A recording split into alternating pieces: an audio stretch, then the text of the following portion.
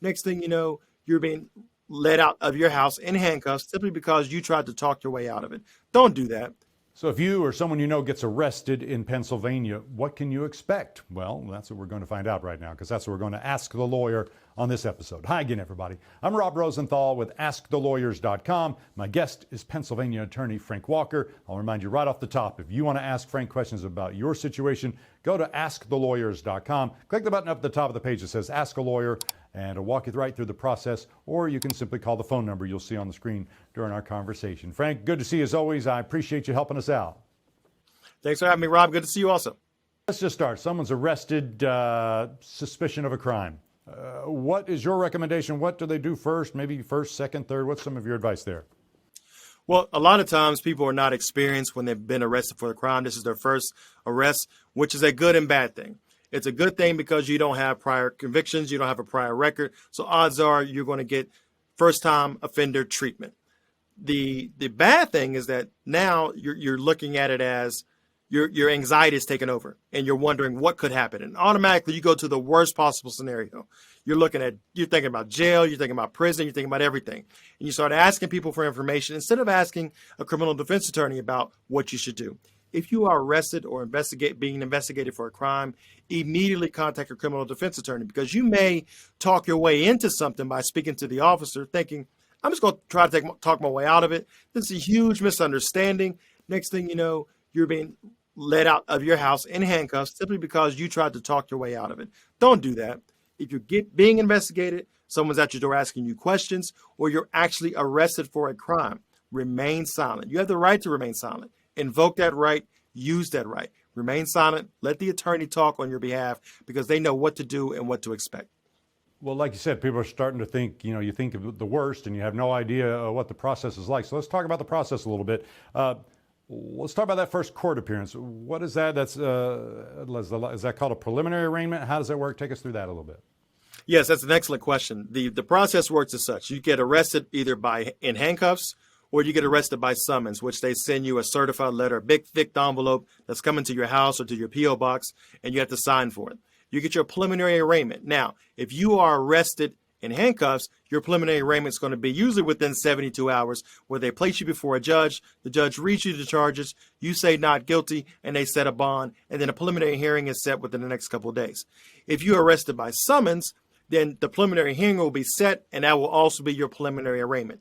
Typically, when they arrest you by summons, they don't have the fear of you not showing up for court. So your preliminary arraignment and your preliminary hearing, odds are you're going to get a nominal bond, which means you don't have to post any money or pay any money or even go to the jail. At your preliminary hearing, that's where two things need to be proven. One, that a crime is committed. Two, you're more likely the person who committed the crime. Credibility is not an issue. So you can't go in there and say with self-defense, that person's lying, that cop's lying, none of that. It's whether or not there's enough evidence to move forward. Are you the person who committed the crime? Is it more likely that you are the person who committed the crime? And can they prove that enough to move forward to go to common pleas? After the preliminary hearing, there's a formal arraignment, where it's just paperwork where a judge gets assigned. You get the motion for your discovery, which is all the police reports and the information against you. Then after that, a pre-trial conference is assigned. You go in on a Friday with your attorney. You set a time for a plea or a trial. Is that trial going to be a jury trial or a non-jury trial? After that, you have your trial date. If your trial date is successful, you go home after a not guilty verdict. If there is a plea arranged, you take the plea and you move forward to sentencing. If you take a plea or are found guilty at trial, you have option of moving for a pre-sentence report, which gives the court a document that shows all your history right before they sentence you. So they have all the factors before they sentence you. So that is the process in Pennsylvania for the criminal arrest process. Let's back up a little bit. Right around the beginning, we were talking about the preliminary hearing or preliminary arraignment. Is that the kind of thing they can do that on their own, and then depending on how that turns out, then they get an attorney? What's your recommendation there? My recommendation is you do not go to either the arraignment, or if you can help it, don't go to the arraignment without an attorney, but definitely don't go to a preliminary hearing without an attorney. And here's why. Everyone typically is in a room at the same time, and you start to hear and see different things and different results from different cases. And you start to expect that result is going to be your result. You think, oh, the officer's not going to show up. I've heard that all the time. Typically, they do show up. The witness isn't going to show up. I hear that all the time. Typically, they do. So a lot of times people think, oh, I can go to a preliminary hearing The witness is not going to show up. The cop's not going to show up.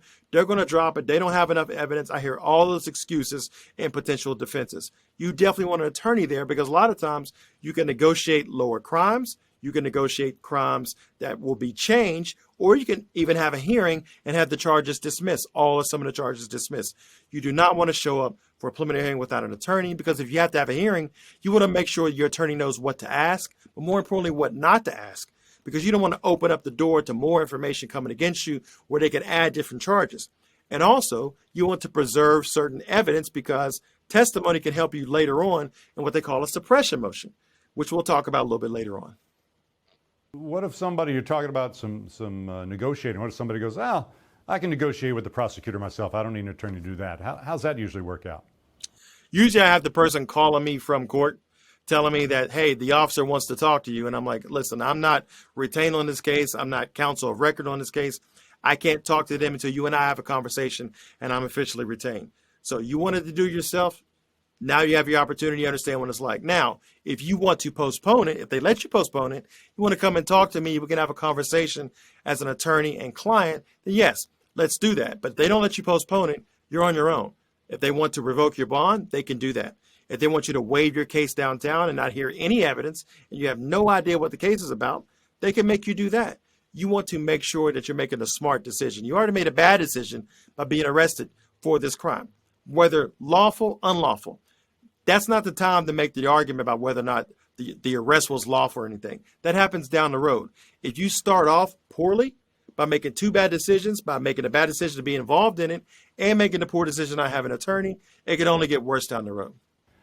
Do people still go to trial? Is it just a TV thing I see where people, I'll represent myself in trial, or do people still try to do that?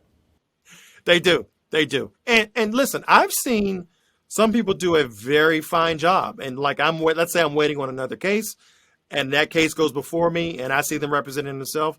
I'll go up to them afterwards and say, hey, you did a really good job. I mean, there are some attorneys who want to ask the questions you asked. I still advise you get an attorney, but you handled yourself pretty well. But for the most part, that conversation rarely happens. It's typically you're at someone up there and they're just rambling, going on and on about stuff that does not matter, that has no relevance whatsoever, and they're really messing themselves up. So yeah, it does happen, unfortunately. What about if they represent themselves in trial? Are they able to then appeal a verdict or anything like that? You can appeal, but you can't claim that you, as your own attorney, acting as your own attorney, was ineffective. You lose some of your rights when you represent yourself and then try to appeal. You can't say that, oh, I was ineffective because I didn't know. No, you chose to represent yourself.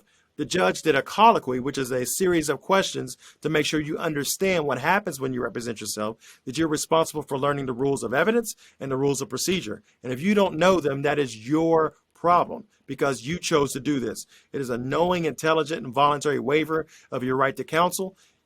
The judge is satisfied, they're going to move forward.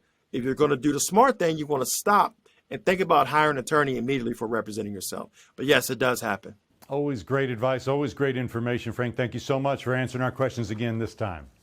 No problem. Thanks for having me as always. That's going to take care of this episode of Ask the Lawyer. My guest has been Pennsylvania attorney Frank Walker. I'll remind you, if you want to talk to Frank, ask him questions of your own, go to askthelawyer.com. Click the button at the top that says Ask a Lawyer, and it'll walk you right through the very simple process. Or you could call the phone number that was on the screen during our conversation. Thanks for watching, everybody. I'm Rob Rosenthal with Ask the Lawyers.